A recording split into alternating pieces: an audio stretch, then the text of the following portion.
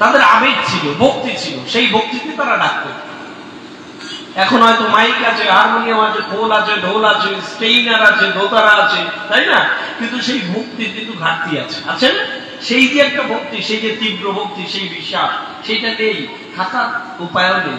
সমাজে যখন পট পরিবর্তিত হয়, বিশ্বাসে তখন রূপ পরিবর্তন করে। আমি একটু আগেই বললাম, মা শীতলার প্রতি যে ভক্তি আজ থেকে 200 বছর আগে গ্রামগঞ্জে ছিল, সেইটা আজ সম্ভব নয়। আপনি চেষ্টা করেও পারবেন না সেই ভক্তি আনতে। জেনুইন একটা ফিয়ার ছিল, ভয় ছিল।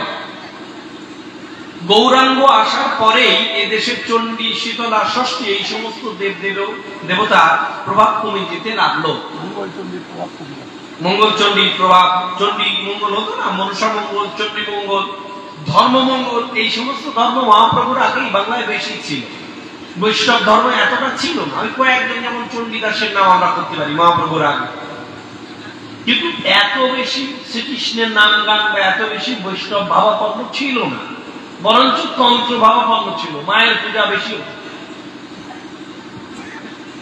গৌর আসার পরে কৃষ্ণ গীতি, রাধা গীতি, রাধা কৃষ্ণের যে মিলন গীতি, সেইটা বাংলায় ছড়িয়ে গেল। বিশেষ করে যখন মহাপ্রভু লীলাসাঙ্গ করলেন পুরীতে, তারপর আগুনের বেগে মানুষের হৃদয়ে ছড়িয়ে গেল এই খবর যে স্বয়ং ভগবান, তিনি আবির্ভূত হয়ে স্বয়ং ভগবানের দিকে লীন হয়ে গেছেন মহাপ্রভু।